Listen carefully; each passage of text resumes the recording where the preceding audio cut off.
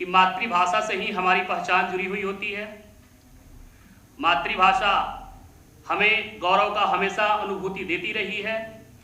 हम जब भी कुछ करना चाहते हैं तो मातृभाषा में करने में हमें सहजता प्राप्त होती है। इस अवसर पर हमें पूर्व राष्ट्रपति कलाम साहब का एक वाक्य याद आता है। उन्होंने कहा था कि अगर मैं मातृभाषा में अपनी शिक्षा ग्रहण नहीं करता तो शायद उतना प्रसिद्ध वैज्ञानिक नहीं बन पाता जितना वो थे। उनका मानना था कि विज्ञान और गणित का जो अध्ययन उनका तमिल में था वो उनको पूर्णता की ओर ले गया था। वैसे ही भारतीय राष्ट्रीय भाषा साहित्य में राष्ट्रवाद सृजन का एक स्रोत है और उसी के आधार पर व्यक्ति का मस्तिष्क पल्वित पुष्पित होता है। जो मातृभाषा की ख्याति हमारी है उसको बचाकर रखने की आवश्यकता है। हम सभी जानते हैं कि यूनेस्को ने 1999 में यह घोषणा की थी कि दुनिया की मातृभाषाओं का संरक्षण एवं संवर्धन किया जाए। इसी उपलक्ष्य में सन 2000 में पूरे विश्व में मातृभाषा दिवस का आयोजन करने का निर्णय लिया गया और हम सभी उसी मातृभाषा दिवस के अनुप्रांत आज उपस्थित हुए हैं। आज के इस आयोजन में मैं अपने अतिथि का परिचय आप सभी से कराना चाहता हूं।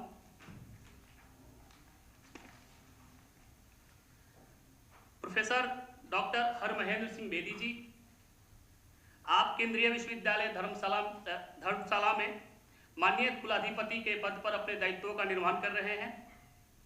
पंजाबी और हिंदी को जोड़ने वाले डॉक्टर बेदी को पद्मश्री अवार्ड 2022 से सम्मानित भी किया गया है। आप भारतीय समाज विज्ञान अनुसंधान परिषद, मानव संसाधन विकास मंत्रालय, भारत सरकार के काउंसिल सदस्य तथा अल्पसंख्यक शिक्षा संबंधी राष्ट्रीय मॉनिटरिंग समिति के सदस्य के रूप में भी आप अपनी सेवा दे रहे हैं। डॉक्टर बेदी ने पंजाबी विश्वविद्यालय पटियाला से प्रोफेसर एमिरेटस के पद पर भी अपनी सेवाएं दी हैं। आप गुरु नानक देव विश्वविद्यालय अमृतसर से प्रोफेसर और हिंदी विभाग के विभागाध्यक्ष के पद से सेवानिवृत्त हुए हैं। आपने वहीं पर अधिष्ठाता और भगत कबीर, सदगुरु राम सिंह और स्वयं विवेकानंद पीठों के निदेशक के पद पर भी अपनी सेवाएं दी हैं।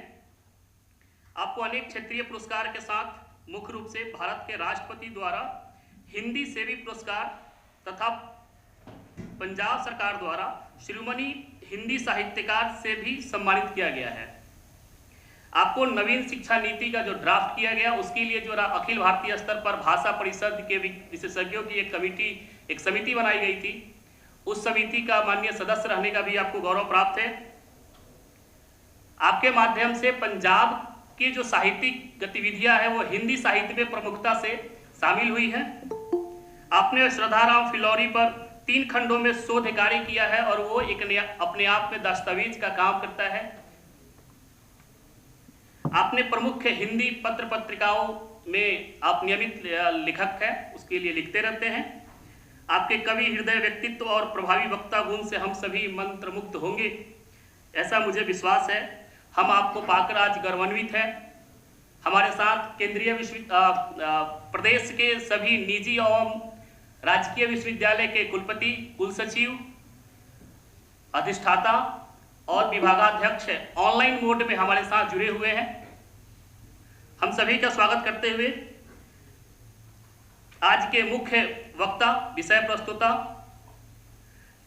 प्रोफेसर हरमहेंद्र सिंह बेदी जी से निवेदन करता हूं कि आप हम सभी के बीच अपने आशीर्वचनों से हमें मार्गदर्शित करें। सर, आपका स्वागत है।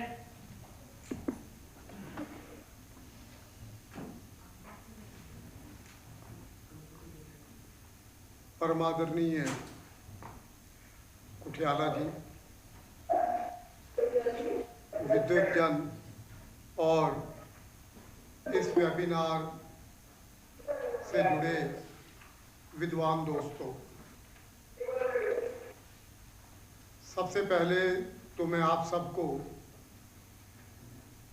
मातृभाषा दिवस पर बधाई देता हूँ। मातृभाषा दिवस मनाने का बहुत सांस्कृतिक ऐतिहासिक महत्व है और विशेषकर जब भारत में मातृभाषा के प्रति हमारा समर्पण, हमारी जागरूकता और मातृभाषा के प्रति श्रद्धा, प्रेम और प्रतिबद्धता से जब हम कोई चिंतन मनन करते हैं तो हम वास्तव में भारत की संस्कृति को, भारत की विरासत को, भारत के दर्शन को समझने की कोशिश करते हैं। इसी कड़ी में मातृभाषा दिवस एक ऐसी इकाई है कि जिससे जुड़कर भारत की असीमता को समझा जा सकता है। मातृभाषा दिवस इसलिए भारत के लिए महत्वपूर्ण है क्योंकि भारतीय भाषाओं का एक बहुत बड़ा वर्चस्व हमारे राष्ट्र में निहित है। भारतीय भाषाएं केवल भाषाएं नहीं हैं, वे मातृभाषाएं हैं और इस राष्ट्र की अभिव्यक्ति का बहुत बड़ा साधन है। भारतीय संविधान में भले 24 भारतीय भाषाओं को मान्यता है, पर एक सर्वेक्षण के अनुसार यह तथ्य भी सामने आया कि भारतवर्ष में 200 से ज़्यादा मातृभाषाओं का लोग उपयोग करते हैं। ये जो 200 के करीब मातृभाषाएं हैं, उनका अस्तित्व है, उनके बोलने की शैली है और अब लोक साहित्य की दृष्टि से कई कुछ मौखिक रूप से इन मातृभाषाओं का साहित्य और उसकी परंपरा भी उपलब्ध होती है। इसलिए आज एशिया के देशों में ये समझा जा रहा है कि लोकतंत्र में मातृभाषाएं प्रफुल्लित हो सकती हैं।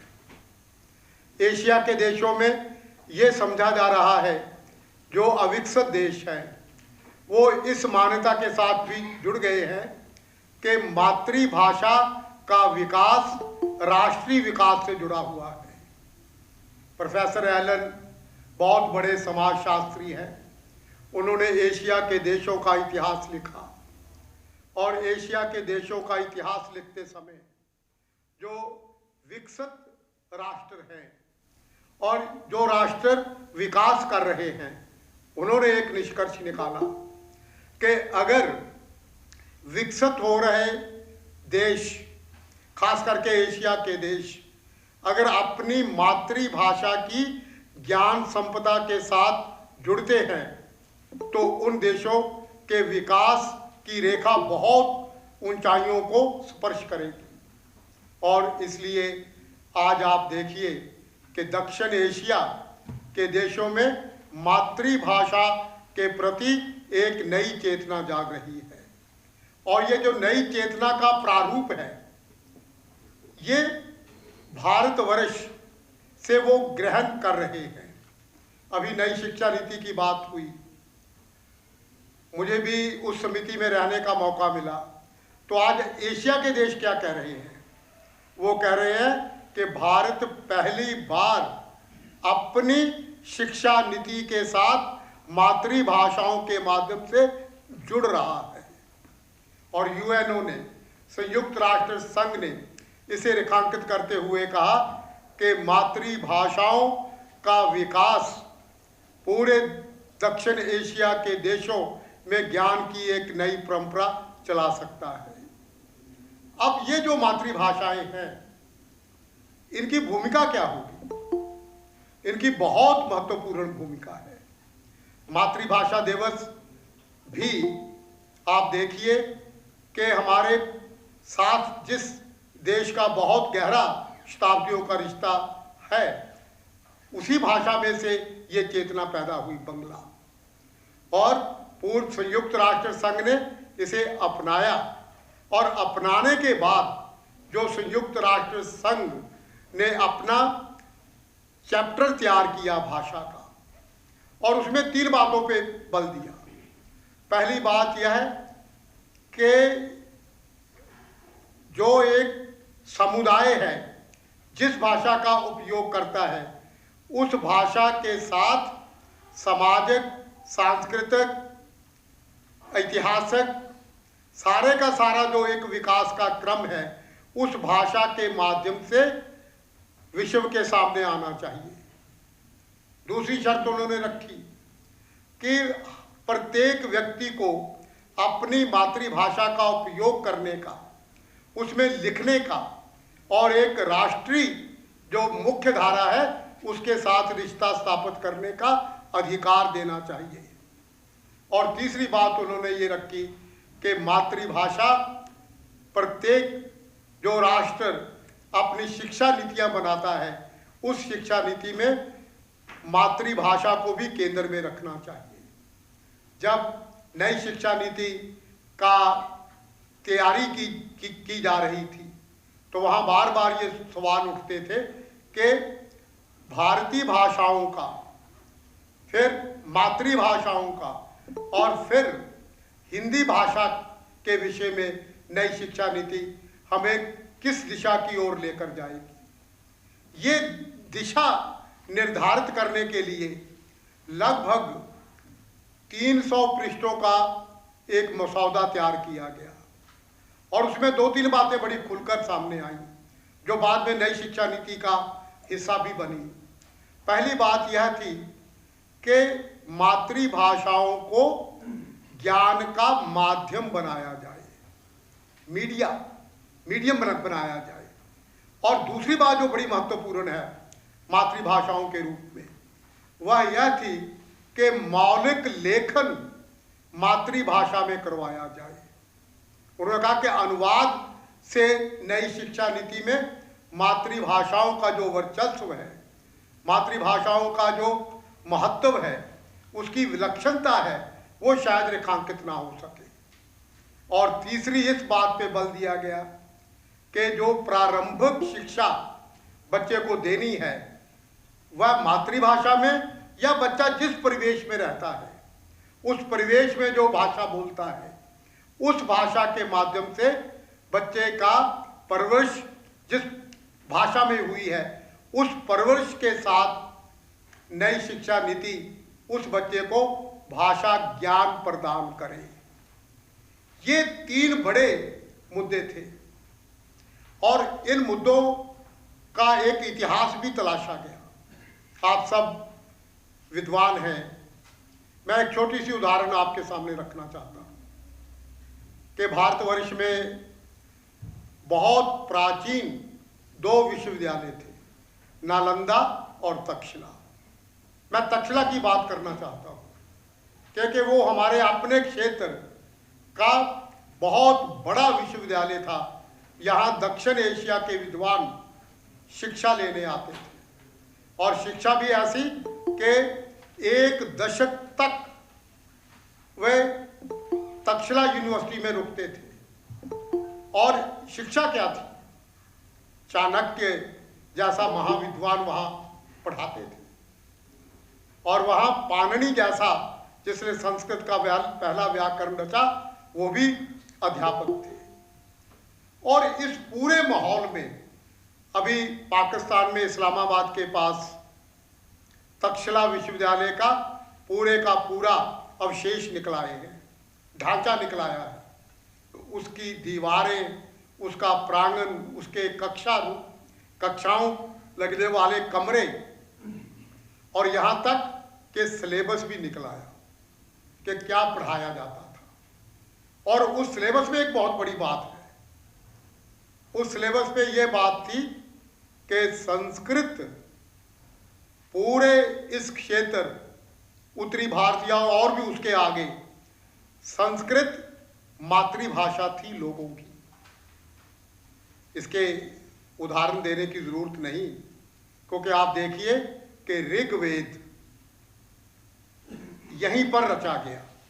पहला वेद है, प्रामाणिक दस्तावेज है, और ऋग्वेद सप्त सिंधु, जब इस बड़े क्षेत्र को सप्त सिंधु कहा जाता था, वही ऋग्वेद की रचना हुई। और आज जितने बड़े बड़े भाषा विज्ञानी हैं, चाहे वो विदेशों में विदेशी भाषाओं पे काम कर रहे हैं या संस्कृत पर काम कर रहे हैं, उनका यह मानना है कि ऋग्वेद की जो भाषा है वह कभी पूरे इस परिक्षेत्र की बोलचाल की भाषा रही होगी। पंजाबी का एक उदाहरण, एक बहुत बड़े भाषा विज्ञानी हैं डॉक्टर प्रेम सिंह, उन्होंने पाणिनि के व्याकरण पे काम किया। उन्होंने निष्कर्ष निकाला कि कभी पंजाबियों की भाषा संस्कृत होगी। वो कहते थे जो ऋग्वेद है ना, ये पुरानी माँ बोली मातृभाषा पंजाबी में रचा गया है। और ये भी निष्कर्ष निकाला कि 80% जो क्रिया रूप हैं वो आज भी किसी ना किसी रूप में पंजाबी मातृभाषा में विद्यमान है। तो ये एक चेतना थी मातृभाषा के प्रति, संस्कृत के प्रति। आप ये भी देखिए, आप संस्कृत के विद्वान हैं, कि अष्टाध्यायी की भाषा संस्कृत है, पर वो भारतीय भाषाओं का पहला व्याकरण है। हम कई बार संस्कृत में अष्टाध्यायी के सूत्र पढ़ते हैं तो हमें लगता है कि शायद संस्कृत को ही व्याकरण की दृष्टि से आधार बनाया गया है। बड़ी एक दिलचस्प घटना है, पाकिस्तान में था तो वहाँ के कुलपति जी आए। उन्होंने कहा कि आप कब वापस जा रहे हो? मैंने कहा जी मैं तो कल वापस जा रहा हूँ। उन्होंने कहा कि आप एक दिन और रुको, हम पाणिनि दिवस मना रहे हैं। मैं बड़ा हैरान हुआ। मैंने कहा जी हम तो पाणिनि को भूल गए हैं। उन्होंने कहा आप कैसे भूल गए? आपकी तो सारी भाषाओं का व्याकरण पाणिनि के अष्टाध्यायी में है। मैं एक दिन और रुका, लाहौर यूनिवर्सिटी में गया पाणिनि दिवस पर। वहाँ पर अरबी, फारसी, उर्दू के बड़े बड़े विद्वान जो अरब कंट्रियों से आए थे वो अपने पेपर पढ़ रहे थे। मुझे और तो कुछ भी नहीं पता चला अरबी फारसी का, पर जहाँ जहाँ वे लोग पाणिनि के अष्टाध्यायी के सूत्रों का वर्णन करते थे तो मुझे समझ आती थी कि ये अपने पेपरों में, अपने अनुसंधान के लिखे हुए जो इनके प्रपत्र हैं उसमें अपनी बात को पाणिनि के व्याकरण के साथ उसका प्रमाण प्रस्तुत कर रहे हैं। इसलिए मातृभाषा की यह जो भूमिका है ये बहुत महत्वपूर्ण है। और तक्षशिला में क्या पढ़ाया जाता था? तक्षशिला में आदि रामायण पढ़ाई जाती थी, वाल्मीकि की। श्रीमद् भगवद गीता का 11वां अध्याय पढ़ाया जाता था।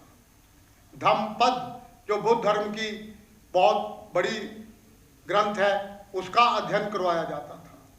और उसके साथ साथ ऋग्वेद की ऋचाएं वहाँ के पाठ्यक्रम में लगी हुई थी। तो ये प्रश्न भी उठा कि दक्षिण एशिया के लोग यहाँ आकर, मान लें कि उस समय संस्कृत हमारी बोलचाल की भाषा थी, हमारे लेखन की भाषा थी, हमारे साहित्य की भाषा थी, तो वो कैसे ग्रहण करते थे?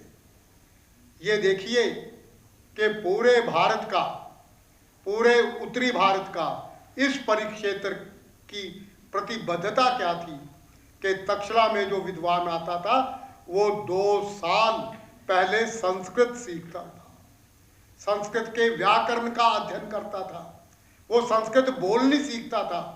और जब वो ये कैप्सूल कोर्स कर लेता था उसके बाद उसको आज्ञा दी जाती थी कि वह पूरे पाठ्यक्रम को संस्कृत भाषा में पढ़े। और मैक्स मूलर ने लिखा है, वो कहता है कि संस्कृत उस समय पूरे परिक्षेत्र में एक मदर टंग का रोल प्ले करती थी, ये मैक्स मूलर ने कहा है। और फिर वो आगे चलकर उसने कहा कि जितनी भारतीय भाषाएं हैं, वो तो यहाँ तक भी कहते हैं कि माँ बोलियों के अतिरिक्त जिन भाषाओं के पास लिपि नहीं है, जिन भाषाओं के पास अक्षरमाला नहीं है, वो कहते हैं कि वो किसी ना किसी रूप में संस्कृत जो मातृभाषा की भूमिका निभाती थी, उसी से उधार लेकर शब्दावली, यहाँ पर बहुत सारी मातृभाषाएं अलग अलग समुदाय बोलते थे।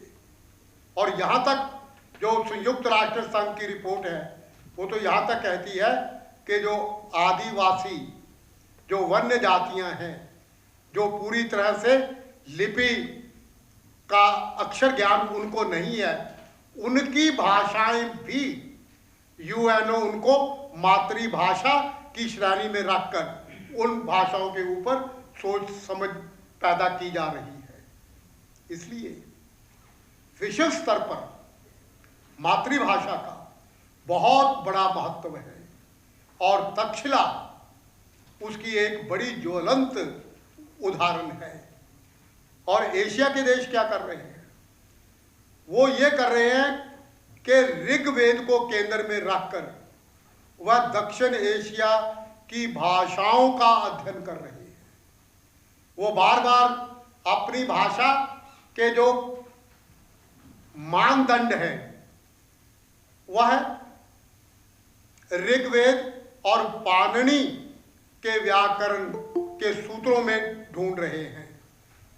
आपके लिए ये एक बड़ा नई बात होगी कि पाणिनि का जो व्याकरण है वो यूएनओ ने रिकमेंड किया है कि 500 भाषाओं में उसे लिखा जाए, उसके ऊपर कमेंट्री की जाए, ताकि मातृभाषाओं की एक बड़ी श्रृंखला जो विश्व में व्याप्त है वह एटलस तैयार की जा सके। इसलिए मातृभाषा दिवस का इस दृष्टि से भी वैश्विक स्तर पर बहुत महत्व है। और आज हम बार बार भारतीय भाषाओं की चर्चा नई शिक्षा नीति में की गई और बार बार ये कहा गया कि जितनी भारतीय भाषाएं हैं उसमें सामाजिक विज्ञान, विज्ञान, अंतरिक्ष विज्ञान और हमारे जितने अन्य ज्ञानानुशासन हैं उनके ऊपर मौलिक लेखन करवाया जाए। और ये एक बहुत बड़ी मातृभाषाओं के साथ जुड़ी हुई एक समस्या के रूप में आ रही है। तो वहाँ क्या किया गया? अब आप देखिए, ये भी एक कितना दिलचस्प चीज़ें हैं। कृषि शब्दावली तैयार होनी थी कि एग्रीकल्चर के जितने देशज शब्द हैं उनको इकट्ठा किया जाए और एग्रीकल्चर का जो हमारा पुरातन ज्ञान है उस पर पाठ्यक्रम बनाया जाए, पाठ्य पुस्तकें लिखी जाए। और ये भी एक कितना बड़ा एक सत्य, एक तथ्य हमारे सामने आया कि जितनी शब्दावली कृषि की भारतीय भाषाओं में है, मातृभाषाओं में है, उनके शब्द 50% से ऊपर वही हैं जो पंजाबी में बोले जाते हैं, तमिल में बोले जाते हैं, हरियाणवी में बोले जाते हैं, डोगरी में बोले जाते हैं, यहाँ तक कि कोंकणी भाषा में भी जो कृषि की शब्दावली है वो वही है जो शब्दावली हमारे गांव में, हरियाणा में, पंजाब में, हिमाचल में, जम्मू में जिस शब्दावली का प्रयोग किया जाता है। और ये बहुत बड़ा लोक ज्ञान की निधि है और इस लोक ज्ञान की निधि को अब वो दूसरा स्तर है कि मातृभाषाओं के माध्यम से जिनको भारतीय संविधान में मान्यता प्राप्त है, उन भारतीय भाषाओं में इस शब्दावली का उपयोग किया जाए। अनुसंधान के क्षेत्र में उपयोग किया जाए, पाठ्यक्रम पाठ लिखने में उनका प्रयोग किया जाए। और तभी वो कहते हैं कि जो मातृ भाषाओं का एक वर्चस्व है वह हमारे साहित्य के साथ, हमारी संस्कृति के साथ, हमारे भाषा विज्ञान के ज्ञान के साथ उसमें बहुत वृद्धि हो सकती है। इसलिए यूएनओ ने तो ये भी डिक्लेयर किया कि 21वीं शताब्दी मातृभाषाओं की शताब्दी होनी चाहिए। वो दूर दूर के जो क्षेत्र हैं जहाँ जाया नहीं जा सकता, छोटे छोटे समुदाय हैं, उन समुदायों की आवाज़, उन समुदायों के बोलने का लहजा और उनकी कौन सी शब्दावली का इस्तेमाल कर रहे हैं, वो सारे का सारा रिकॉर्ड करके, सारे का सारा एकत्र करके मातृभाषा की संख्या के ऊपर विचार किया जा रहा है। अभी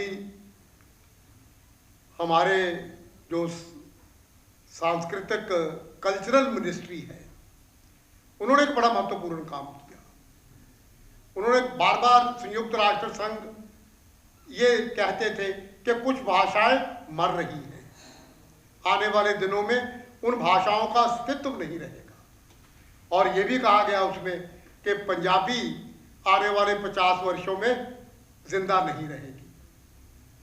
अब ऐसे जो निष्कर्ष हमारे सामने आ रहे हैं, संयुक्त राष्ट्र संघ ने यह प्रयास करने शुरू किए हैं कि मातृभाषाओं को एक बड़े सिलसिले से, एक बहुत बड़े स्तर पर मातृभाषाओं का संरक्षण किया जा सके। और आज एक एटलस तैयार हो गई है संयुक्त राष्ट्र संघ की कि उसमें 2000 से ऊपर दुनिया की 1980 है या क्या एग्जैक्ट, वो एक एटलस तैयार हो गई है कि ये भाषाएं अभी इनका अस्तित्व है, इनके बोलने वाले कुछ लोग बचे हुए हैं और उन लोगों की आगे जो संतानें हैं उन तक वो शब्दावली पहुंचाई जा रही है, ताकि विश्व की विरासत, विश्व का सांस्कृतिक परिदृश्य ज़्यादा अर्थपूर्ण हो सके। हमारे कल्चरल मिनिस्ट्री ने वो पूरे का पूरी एटलस वो तैयार हो गई है और आने वाले दिनों में उसका विमोचन होगा कि मातृभाषाओं का संरक्षण विश्व स्तर पर कैसे हो रहा है। इसलिए मातृभाषा को बचाना, वो तो लोग कहते हैं कि पहले ये जो नारा बहुत सफल नारा है प्रधानमंत्री जी का कि बेटी बचाओ, अब वो कहते हैं कि नारा ये भी हिंदुस्तान में आना चाहिए कि मातृभाषा बचाओ। तब आप इस देश की सांस्कृतिक विरासत को, इस देश की अखंडता को आप एक नए दिशा में लेकर जा सकते हैं। हमारी जो भारतीय भाषाएं हैं, मेरा तो एक पक्का निश्चय है कि हिंदी का विकास तभी होगा जब भारतीय भाषाओं का विकास होगा, और भारतीय भाषाओं का तभी विकास होगा जब हिंदी का विकास होगा। ये एक दूसरे की पूरक शक्तियां हैं। हिंदी भारतीय भाषाओं की, मातृभाषाओं की एक बहुत बड़ी संरक्षक की भूमिका निभा रही है। मैं तो कई बार सोचता हूँ कि इस देश को दो ताकतें अखंड रख सकती हैं, एक जीटी रोड और दूसरी हिंदी। अब हिंदी इस देश की हाईवे है, और इसलिए हाईवे है कि जो हमारी मातृभाषाएं हैं, जो हमारी भारतीय भाषाएं हैं, उनके ज्ञान की संपदा हिंदी के माध्यम से पूरी राष्ट्रीय चेतना को एकात्मक शक्ति दे सकती है। ये जो एकात्मक शक्ति है भारतीय भाषाओं की, इसे अवरुद्ध किया गया। बात तो ये होनी थी कि हिंदी अपनी मातृभाषाओं के साथ और नई मंजिलें तय करती। आप राजनीति कहिए, हमारा अनजानपन कहिए, या अंग्रेजी को हिंदी के सामने खड़ा कर दिया गया, भारतीय भाषाओं को हिंदी के सामने खड़ा कर दिया गया। उन्होंने कहा कि हिंदी तो जी बाकी भारतीय भाषाओं का विकास नहीं होने देगी, और बार बार भाषा के नाम के ऊपर इस पूरे राष्ट्र में राजनीतिक खेल भी खेले गए, और बार बार ये नाम लेकर कि हिंदी एक खास वर्ग की भाषा है, पंजाबी सिखों की भाषा है, उर्दू मुसलमानों की भाषा है। ये जो खेल था ना, उसने मातृभाषाओं के विकास को अवरुद्ध किया। इसलिए आप वैसे भी देखिए कि सरकारी अनुदान को छोड़िए, 1980 के बाद लोगों ने हिंदी की ताकत को पहचाना। आवाम ने, उनको लगा कि हिंदी के बिना इस राष्ट्र को नहीं समझा जा सकता। और आज आप देखिए कि 80 करोड़ लोग भारत में हैं जो या तो हिंदी जानते हैं, या हिंदी पढ़ लेते हैं, या हिंदी समझ लेते हैं, या हिंदी में लिख लेते हैं। 80 करोड़ भारतवासियों की जो भाषा है वह हिंदी है। और मातृभाषाओं का जो प्यार है, मातृभाषाओं के प्रति जो समर्पण है, वो हमारी अपनी परंपरा में से निकलता है। हमारी परंपरा बहुत सारी भाषाओं की है। हमारी परंपरा संस्कृत की है, हमारी परंपरा अपभ्रंश की है, अवधी की है, पाली की है, प्राकृत की है, खड़ी बोली की है। अब ये जो भाषाओं का मैंने नाम गिनवाया, आप मातृभाषाएं देखिए, भारतीय भाषाएं देखिए, आपको बहुत सारी शब्दावली प्राकृत की, अवधी की, ब्रज की, वो आपको मिलेगी हिंदी के माध्यम से। और दूसरी बात आप देखिए, पंजाब में, मैं बड़े पंजाब की बात कर रहा हूं, एक ऐसी परंपरा थी, इतना विपुल मात्रा में साहित्य रचा गया कि लिपि गुरमुखी थी, भाषा ब्रज थी। लिपि गुरमुखी थी, भाषा अवधी थी। और इसका बहुत बड़ा उदाहरण श्री गुरु ग्रंथ साहब है।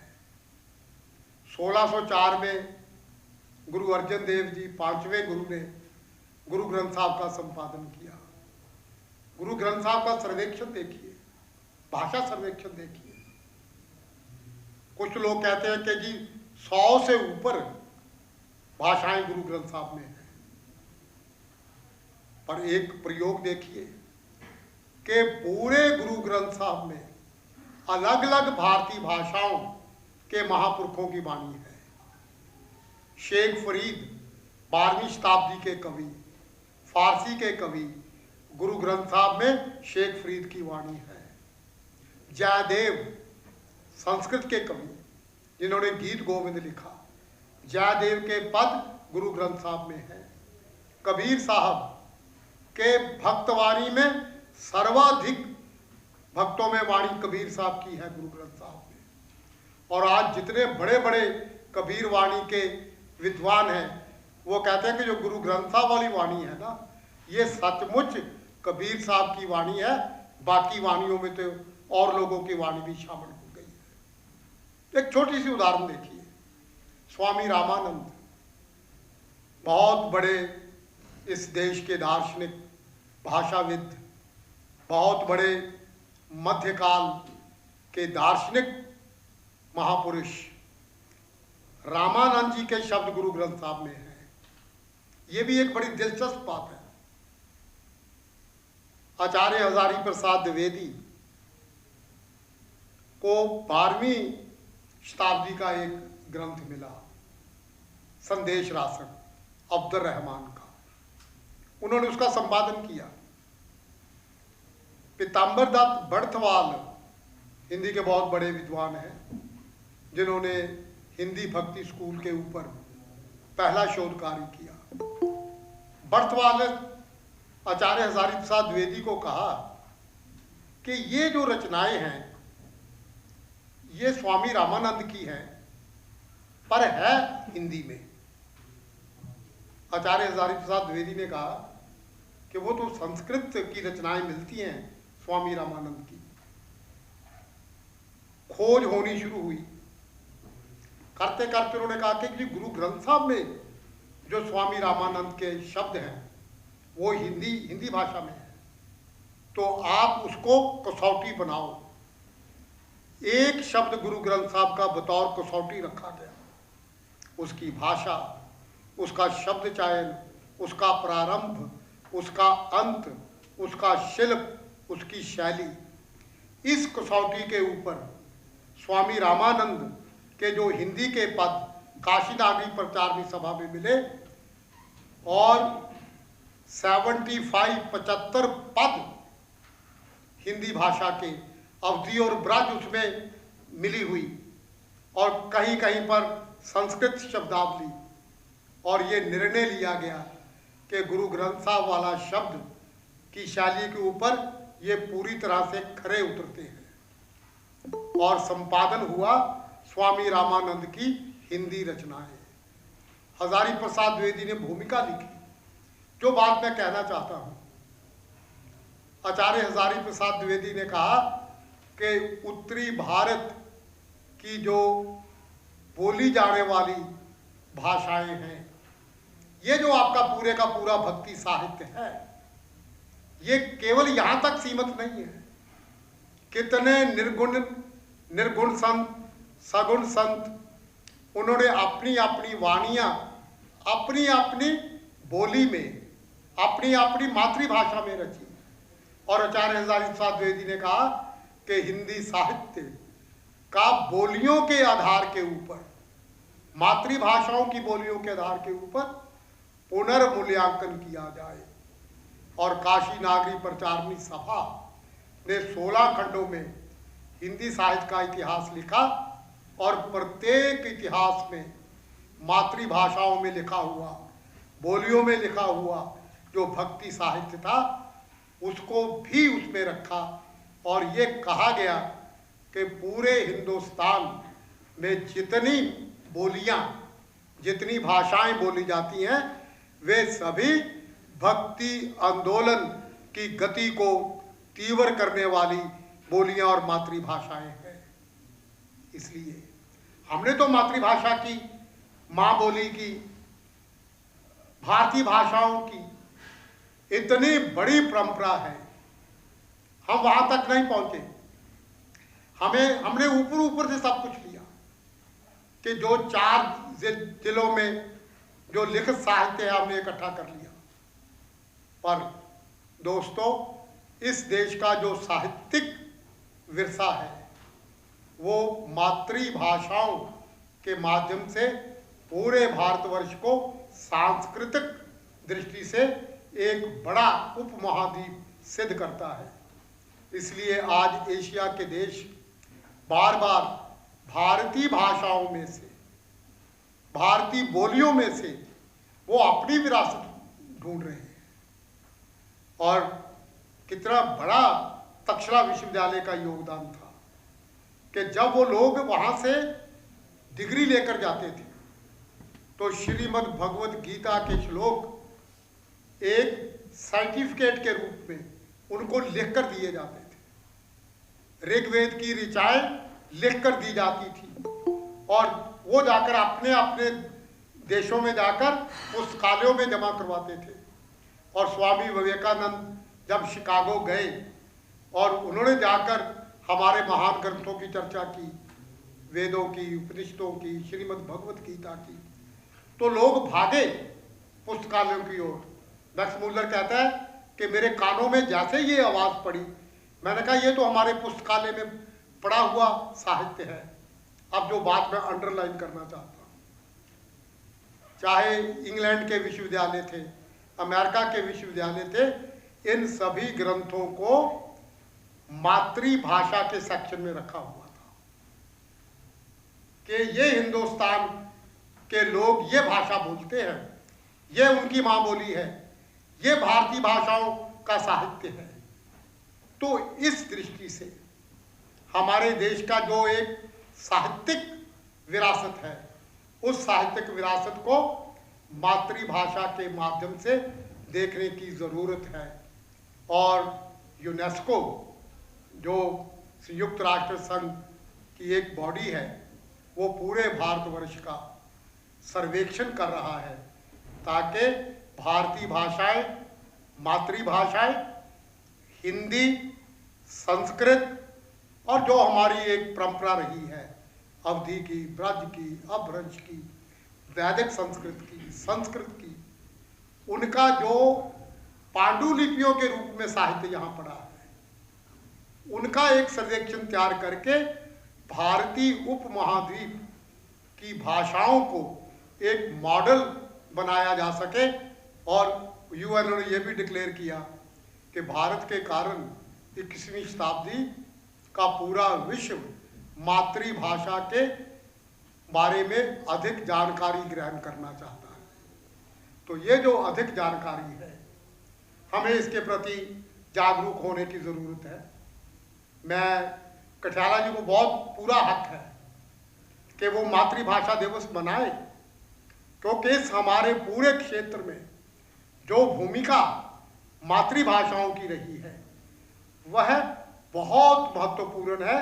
इससे पूरा राष्ट्र, पूरा हमारा परिक्षेत्र गौरवान्वित भी होता है और ये अपनी परंपराओं को जानने का ऐसी गोष्ठियाँ एक साहस भी पैदा करती हैं। इसलिए मुझे लगता है कि कुठियाला जी एक बड़ा पुनीत कार्य कर रहे हैं। मैं उनको साधुवाद देता हूँ। आप सबका बहुत बहुत आभार।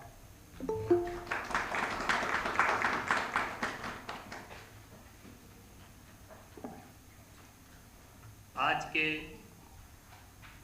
वैश्विक परिदृश्य में मातृभाषा को लेकर ओजस्वी संबोधन के बाद हम चर्चा सत्र की तरफ बढ़ेंगे। चर्चा सत्र में ऑनलाइन और ऑफलाइन दोनों मोड में जो उपस्थित लोग हैं, हमारे सभी कुलपति, कुल सचिव जी, अधिष्ठाता एवं प्रभारी विभागाध्यक्ष या प्रभारी परिसर के समन्वयक, शिक्षा विभाग के अधिकारीगण, हमारा जो विषय है मातृभाषा में सीखना और सिखाना, इस विषय पर केंद्रित एक चर्चा होगी।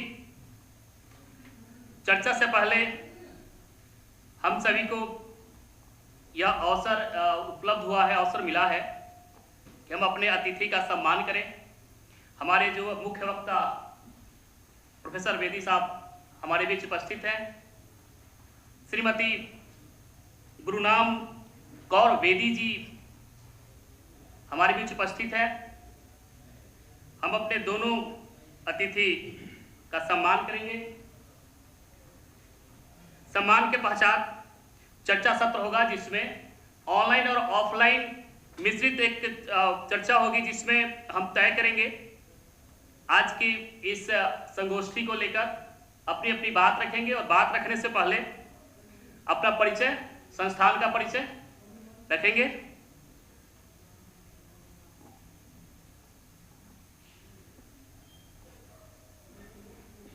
अभी मुख्य वक्ता के सम्मान के लिए मैं अपने अध्यक्ष माननीय प्रोफेसर कुठियाला सर से निवेदन करूंगा कि आप हमारे आज के मुख्य वक्ता प्रोफेसर डॉक्टर हर महेंद्र सिंह वेदी जी का पुस्तक और अंगवस्त्र देकर सम्मान करें।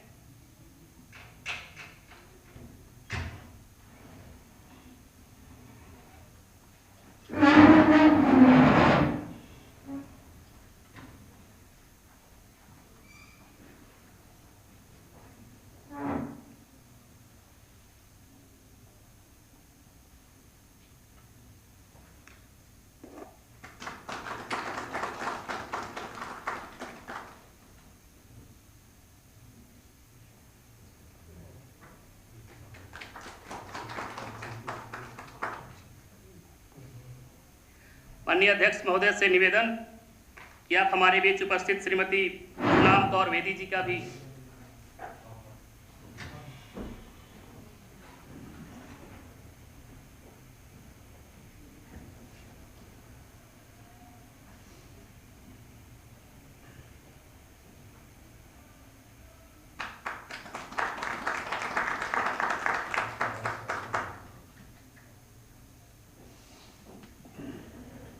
अभी यह सत्र हम सभी के लिए ओपन होगा। हम एक एक कर अपनी बात रखेंगे।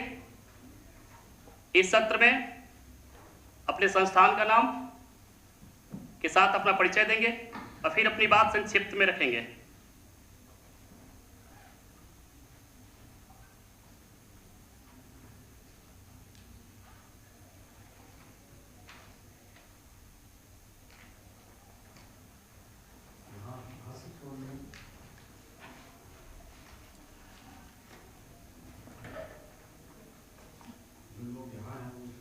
हम यहाँ जो लोग उपस्थित पहले हम आप सभी से निवेदन करेंगे, फिर हम एक एक कर आपस में चर्चा करेंगे।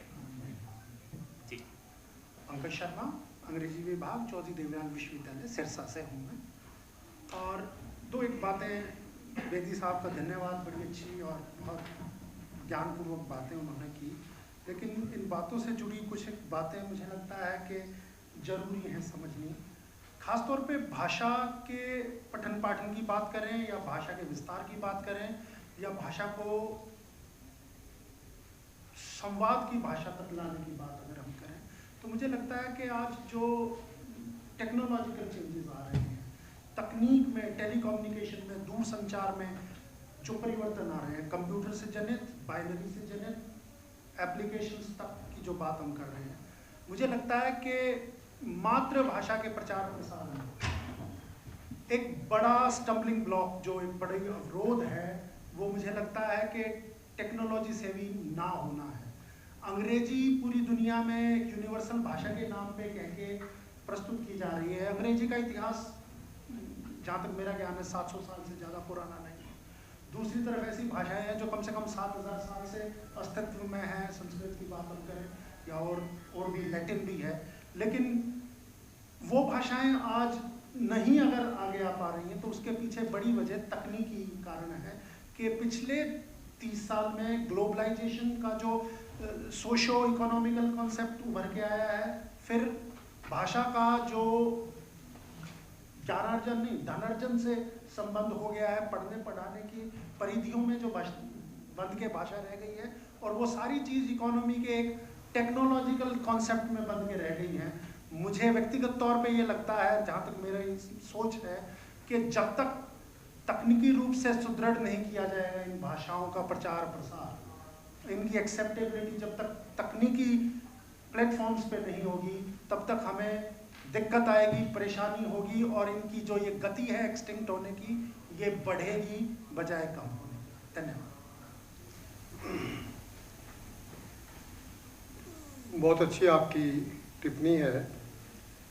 एक बात पर मैं इसमें और जोड़ना चाहता हूँ कि विश्व स्तर पर जो नई टेक्नोलॉजी है के साथ भाषाओं का अध्ययन हो रहा है, तो उसमें एक तथ्य ये भी निकल कर आया है कि संगणक की जो सबसे बड़ी भाषा है वह संस्कृत है। हमारे भारत में भी बनारस में, उज्जैन में, दिल्ली में बहुत बड़े बड़े प्रशिक्षण केंद्र हैं, जहाँ पर संस्कृत और भारतीय भाषाओं को नई टेक्नोलॉजी के साथ जोड़ने का पिछले 2 दशकों से सतत प्रयास हो रहा है। और अभी 16 जो भारतीय भाषाएं हैं, उसका एक सॉफ्टवेयर भी निकल आया है कि वो कई तरह से मदद करता है, अनुवाद में भी मदद करता है, भारतीय भाषाओं के परस्पर जो रिश्ते हैं उनका भी मदद करता है। खास करके कोशकारी के क्षेत्र में ये संगणक का जो मशीनी अनुवाद वाला पक्ष है, उसने बड़ी क्रांतिकारी भूमिका निभाई है। पर फिर भी मैं आपकी बात से सहमत हूँ कि जो अब नई नई टेक्नोलॉजी आ रही है, जैसे जैसे भारतीय भाषाएं अपनाती जाएंगी उनका विकास होता जाएगा।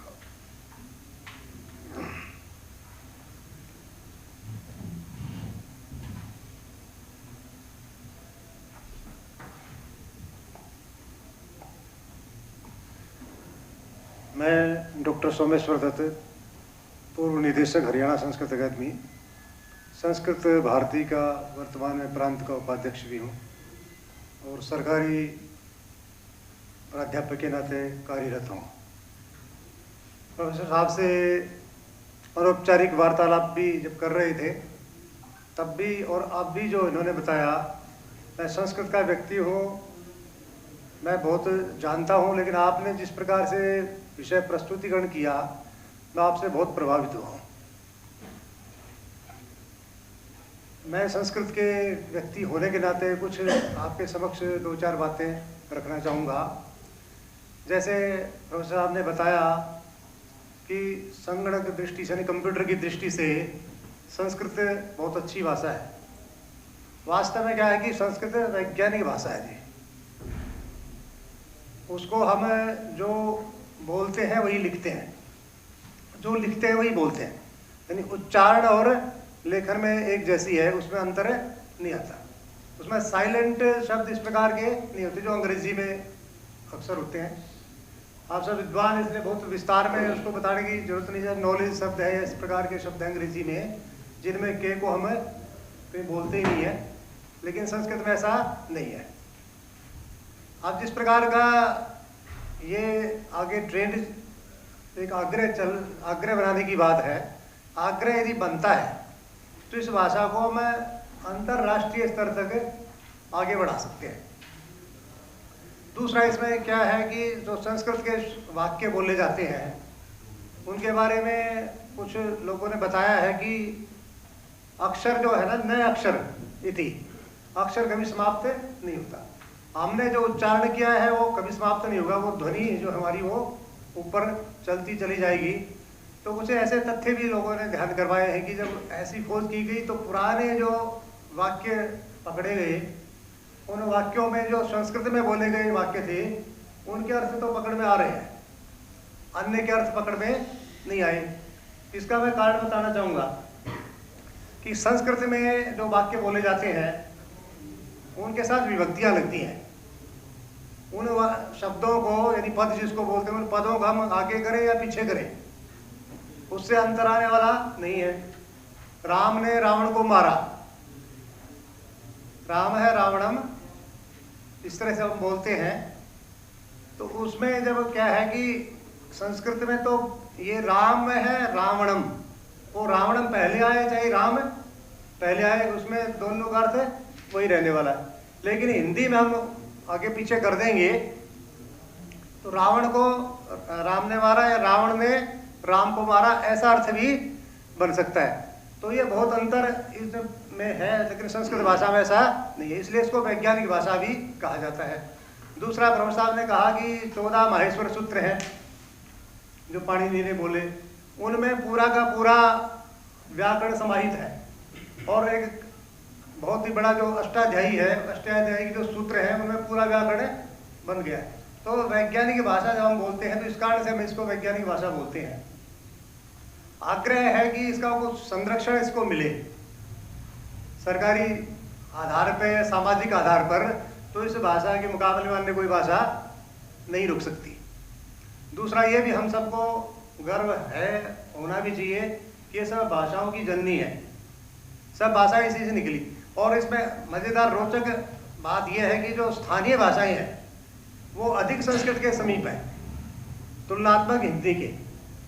यानी पहले जैसा आपने बताया कि पहले वैदिक संस्कृत होती थी, फिर लौकिक संस्कृत आई, लौकिक संस्कृत के बाद पाली प्राकृत, फिर अपभ्रंश बनी, अपभ्रंश के बाद स्थानीय भाषाएं बनी, फिर ये जो खड़ी बोली है जिसको हम हिंदी इस रूप में बोलते हैं वो बन करके निकल करके आई है। तो इस भाषा का आग्रह है, हम इसलिए भी कर रहे हैं कि इसको कहीं भी डालेंगे। पिताजी हमारे बंगाल में रहते थे तो बताते थे हमें कि बंगाली में जो शब्द बोले जाते हैं वो संस्कृत जैसे शब्द हैं बहुत अधिक। दक्षिण में भी कई भाषाओं में ऐसे शब्द मिलेंगे जो संस्कृत के ही है। तो इस भाषा को हमें जो मातृभाषा की हम बात कर रहे हैं, तो मातृभाषा में जो हमारी भाषाएं हैं उनकी भी माँ है ये, तो इसलिए मातृभाषा के रूप में भी हम इसको स्मरण कर सकते हैं। और मेरा निवेदन है कि हम सब जैसे बातचीत में ध्यान आता है, हम संस्कृत के बगैर कुछ अपना विषय रख ही नहीं पाते। संस्कृत की कुछ न कुछ बात हमें रखते ही रखते हैं, कारण क्या, हमारे संस्कार ही ऐसे हैं। इसलिए मेरा आप सबसे निवेदन है, सरकारी आधार पर भी, सामाजिक आधार पर भी, अपने संस्थाओं के आधार पर भी, कि हम संस्कृत को यदि संरक्षण देंगे, संस्कृत को आगे बढ़ाएंगे, तो निश्चित रूप से जो हमारी अन्य भाषाएं हैं ना, उनको भी आगे बढ़ने का अवसर प्राप्त होगा। अन्यथा जैसे आप बता रहे थे अंग्रेजी के बारे में कि उसके